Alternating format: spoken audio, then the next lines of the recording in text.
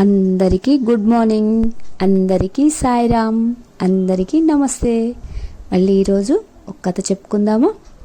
ఒక ఊరిలో ఒక ఫ్యామిలీ, అంటే మంచి ఫ్యామిలీ. వాళ్ళకి ఒకే పాప ఉంటుంది. ఒక్క పాప. అతను వచ్చేసరికి ఆయుర్వేదం మందులు అవి ఊర్లో ఇస్తూ ఉంటాడు. ప్రజలందరూ వచ్చి తన దగ్గర ఆ మందులు అవి కొనుక్కుని వాళ్ళ ఆరోగ్యం అట్లా మంచిగా చేసుకుంటూ ఉంటారు. ఒక్కటే కూతురు కావడంతో ఎంతో గారాబంగా పెంచుకుంటారు అమ్మ నాన్న. ఆ పాప మాటే నెగ్గాలి అని అలా ఉంటుంది ఇంట్లో. తెలుసు కదా అందరికీ, ఒకే పాప అయినప్పుడు ఎంత అల్లారు ముద్దుగా పెంచుకుంటూ ఉంటాము. ఆ పాప మాటే గెలవాలి అని ఆ పాప మొండిగా పెరుగుద్ది బాగా. అలా అయిన తర్వాత చిన్నతనం నుంచి అట్లా పెంచుకొని మంచిగా చక్కగా చూసుకుంటూ ఉంటారు. వాళ్ళ నాన్నకి ఊర్లో మంచి పేరు ఉంటుంది. అతను మంచి వ్యక్తి, ప్రజల ఆరోగ్యాన్ని బాగా కాపాడుతుంటాడు. ఎవరైనా ఏదైనా సమస్యలు వచ్చి అతని దగ్గరికి వచ్చి మాట్లాడితే వాళ్ళ తగాదాలు తీర్చడం కానీ, వాళ్ళకి సర్ది చెప్పడం కానీ ఇలా చేస్తూ ఉంటాడు. మానసికంగా, శారీరకంగా ఒక రకంగా వైద్యం చేస్తూ ఉంటాడు. అలా ఉంటున్నప్పుడు ఈ పాప పెరిగి పెద్దదవుతుంది. పెద్దదైన తర్వాత ఒక ఇంటికి, అంటే వివాహం చేసి పంపిస్తారు.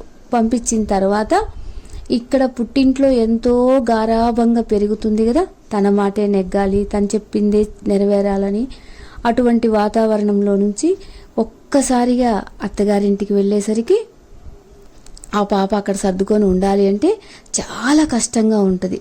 కానీ తప్పదు. ఆయన వాళ్ళ అత్తగారు చెప్పినట్టు వినడము, వినకపోవడము, కొన్నిసార్లు గొడవలు పడడం, ఇవన్నీ జరుగుతూ ఉంటాయి. ఇలా జరుగుతూ ఉన్నప్పుడు ఆ పాప కొన్ని రోజులు ఓర్చుకుంటుంది. ఓర్చుకొని ఇంకా ఓర్చుకోలేక ఏం చేస్తుంది అంటే వాళ్ళ ఇంటికి వస్తుంది. వాళ్ళ మమ్మీ డాడీ దగ్గరికి వచ్చి చెప్తుంది, నాన్నగారు నేను అక్కడ ఉండలేను, నేను ఇక్కడికి వచ్చేస్తాను, నేను ఆ సంసారం చేయలేను, మా అత్తగారు నన్ను ఆ పని చేయి ఈ పని చేయి అని చెప్తుంటారు అని చెప్తుంది. అప్పుడు వాళ్ళ నాన్నగారికి తెలుసు కదా ఈ అమ్మాయి మనస్తత్వం, షార్ట్ టెంపర్, వెంబడే కోప్పడుతుంది. తర్వాత అర్థమయ్యేటట్టు చెప్తే మళ్ళీ వింటుంది. అలా అని మంచి పాప, చెడ్డ పాప కాదు. అట్లా చెప్పినప్పుడు వాళ్ళ నాన్నగారు ఆ పాప గురించి ఆలోచిస్తూ ఉంటాడు. ఈ అమ్మాయికి ఎలా అర్థమయ్యేటట్టు చెప్పాలి, సంసారం అంటే సర్దుకొని పోవాలి అని నా కూతురికి ఎలా చెప్పాలి అని తను ఎంతో ఆలోచిస్తూ ఉంటాడు, బాధపడుతూ ఉంటాడు. సంసారం వదిలేసి రావాలి అంటే ఏ తండ్రి ఒప్పుకోడు కదా. ఆ పాపకు సర్ది చెప్పడం కోసమే తను మనసులో ఆలోచించుకుంటూ ఉంటాడు. సర్ది చెప్పి పంపించేస్తాడు. పంపించిన తర్వాత మళ్ళీ కొన్ని రోజులకి మళ్ళీ నాకు ఆ ఇల్లొద్దు, నేను వచ్చి మీ దగ్గరే ఉంటాను, నేను అక్కడ పనులు చేయలేను, మా అత్తగారు నాకు ఒకటే పనులు చెప్తున్నారు అని చెప్పేస్తుంది. ఇలా చెప్పంగానే లేదులేమ్మా వెళ్ళు తప్పదు అని చెప్పేసి మళ్ళీ సర్ది చెప్తారు. సర్ది చెప్పిన తర్వాత సరే కాదనలేక వెళ్తుంది. వెళ్ళిన తర్వాత మళ్ళీ కొన్ని రోజులు ఉన్న తర్వాత మళ్ళీ వస్తుంది. నా వల్ల కాదు, మా అత్తయ్య చాలా గయ్యాలి, నేను ఆ సంసారం చేయలేను, నేను ఇంకా మీ దగ్గరే ఉంటాను, మొండికేసుకొని ఆ ఇంట్లో మా అత్తగారైనా ఉండాలి, నేనైనా ఉండాలి అని మొండికేసుకొని ఇంకా ఈసారి వాళ్ళ నాన్నగారి మాట వినదు, ఇంక ఉండాలని చెప్పేసి ఇక్కడే వచ్చేస్తుంది. రాగానే అప్పుడు వాళ్ళ నాన్నగారు ఇంకా బాధపడతారు. తన కూతురికి అర్థమయ్యేలాగా చెప్పాలి. ఎలా? అప్పుడు చెప్తాడు వాళ్ళ నాన్నగారు, సరేలేమ్మా నీ మాట ప్రకారమే నేను నీకు సహాయం చేస్తాను, కాకపోతే మా అత్తగారి బాధ నాకు వదిలించు అని అడుగుద్ది అనమాట. ఆమెను వదిలిస్తేనే నేను ఆ ఇంటికి వెళ్తాను, ఆమె నా ఇంట్లోంచి గెంటేస్తే గాని నేను వెళ్ళను అని వాళ్ళ నాన్నతో చెప్పి బాగా కోపంగా పెద్ద పెద్ద కేకలేసి ఇంకా ఇంట్లో ఉండిపోద్ది. ఇంట్లో ఉండిపోగానే వాళ్ళ నాన్నగారు ఆలోచిస్తారు, ఈ పాపకి ఎట్లా అర్థమయ్యేటట్టు చెప్పాలి అని చెప్పేసి అప్పుడు ఏమంటాడంటే, సరే నీ మాట ప్రకారమే వెళ్దాం మనము, కానీ మీ అత్తయ్యని ఇంట్లో నుంచి గెంటేయాలి అంటే నీ మీద ఎవరికి అనుమానం రాకూడదు కదా, నువ్వు చెప్పినట్టు మీ అత్తయ్యని ఇంట్లో నుంచి గెంటేద్దాము, కానీ నువ్వు నేను చెప్పినట్టే నువ్వు వినాలి అంటాడు. సరే నువ్వు చెప్పినట్టే వింటా నాన్నగారు, ఆమె అయితే నాకు ఇంట్లో ఉండకూడదు, నేనే ఉండాలి ఇంట్లో అంటది. సరే నీ కోరిక నేను తీరుస్తాను, కాకపోతే నువ్వు మాత్రం నేను చెప్పినట్టే చెయ్యాలి అంటాడు. ఇంకా అమ్మాయికి కావాల్సింది దొరికింది కదా, సరే నాన్నగారు మీరు ఎలా చెప్తే అలాగే నడుచుకుంటాను అంటది.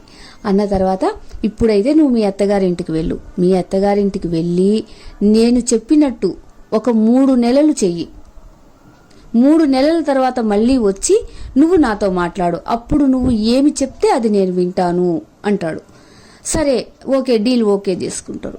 అప్పుడు వాళ్ళ నాన్నగారు చెప్తారు, మీ అత్తగారిని ఎంతో ప్రేమగా చూసుకో, ఊర్లో వాళ్ళకి ఎవ్వరికి అనుమానం రాకూడదు, రేపు గెంటేస్తే నువ్వే గెంటేసావని చెడ్డ పేరు నీకు నాకు వస్తుంది కదా, అలా రాకూడదు, చెడ్డ పేరంతా మీ అత్తగారికి వెళ్ళిపోవాలి, వాళ్ళ కోడలు ఎంత బాగా ప్రేమగా చూసుకుంటున్నా ఆమె వెళ్ళిపోయింది అనేసి ఆమె మీదకే వచ్చేటట్టు చేద్దామని ఇద్దరు, నువ్వు వెళ్ళి మీ అత్తగారిని ఎంతో ప్రేమగా చూసుకో, మీ అత్తగారు చెప్పిన మాట విను, ఇటువంటి కోడలు ఇంకెవ్వరికి లేదు, నా కోడలు బంగారం అని నేను వినాలి అంటే పక్కపక్క ఊర్లు అనమాట.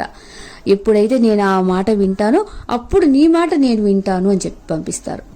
చెప్పి పంపించగానే ఆ పాప ఇంకెంతో హ్యాపీగా వెళ్తుంది. వెళ్ళి వాళ్ళ నాన్నగారు చెప్పారు కదా ఊర్లో మంచి పేరు తెచ్చుకోవాలి అని చెప్పేసి ఇంకా వాళ్ళ అత్తగారిని ఇంకా ఎంత అపురూపంగా చూసుకుంటుందంటే అంత అపురూపంగా చూసుకుంటుంది.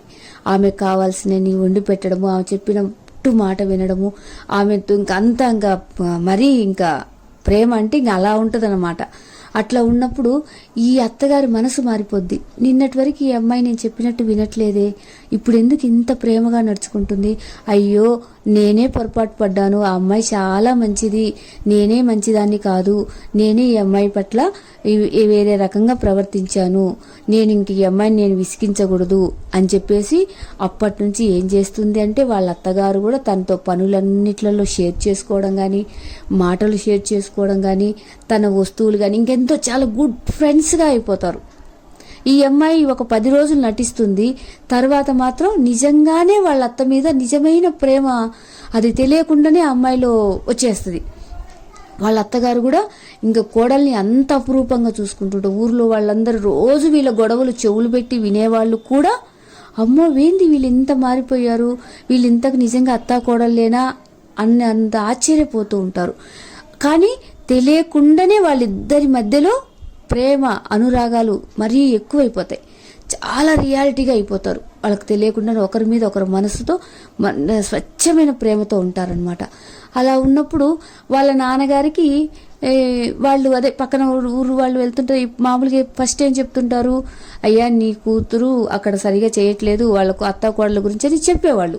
ఇప్పుడేం చెప్తున్నారు, అయ్యా నీ కూతురు ఎంత మారిపోయింది, వాళ్ళ అత్తతో ఎంత ప్రేమగా ఉంటుంది, వాళ్ళ అత్తగారు కూడా చాలా బాగా చూసుకుంటున్నారు అని తనకు తెలుస్తుంది. సరే కానీ 3 నెలలు గడువు పెట్టారు కదా వాళ్ళ నాన్నగారు.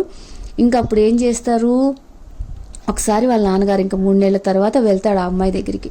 ఆ అమ్మాయి దగ్గరికి వెళ్ళంగానే అమ్మో ఇంకా మా అత్తయ్యని గెంటేయడానికి మా నాన్నగారు వచ్చారు, మా అత్తయ్యను గెంటేయడానికి నేను ఒప్పుకోను, నాకు మా అత్తయ్య అంటే చాలా ఇష్టం, మా అత్తయ్య అంటే నాకు చాలా ప్రాణం అనే స్థితికి వచ్చేస్తుంది ఆ అమ్మాయి.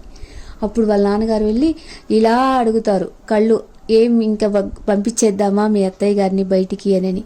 అప్పుడు ఆ అమ్మాయి భయపడుతూ వాళ్ళ నాన్నని గబగబా పిలుచుకొని దగ్గరికి బయటికి తీసుకొచ్చి వాళ్ళ నాన్న చేతులు పట్టుకొని, నాన్నగారు నన్ను క్షమించండి, మా అత్తను నేను అపార్థం చేసుకున్నాను, మా అత్తగారు చాలా మంచిగా చూసుకుంటున్నారు, నాకు మా అత్త కావాలి, మా అత్తగారు నా దగ్గరే ఉండాలి, మా అత్త నేను ఇద్దరు కలిసి ఉండాలి, నీతో అలా మాట్లాడినందుకు నన్ను క్షమించు నాన్నగారు అని తన తండ్రిని క్షమాపణ కోరి తన మనసు మార్చుకొని మళ్ళీ వాళ్ళ అత్తగారు ఆ అమ్మాయి వాళ్ళ ఫ్యామిలీ ఎంతో హ్యాపీగా ఉంటారు. వాళ్ళ నాన్నగారు అదే కోరుకున్నారు, మార్పు. ఎప్పుడైనా పిల్లలకి అర్థమయ్యేలాగా చెప్పాలి. ఆవేశంలో ఉన్నప్పుడు ఎవ్వరు కూడా చెప్పిన మాట వినరు.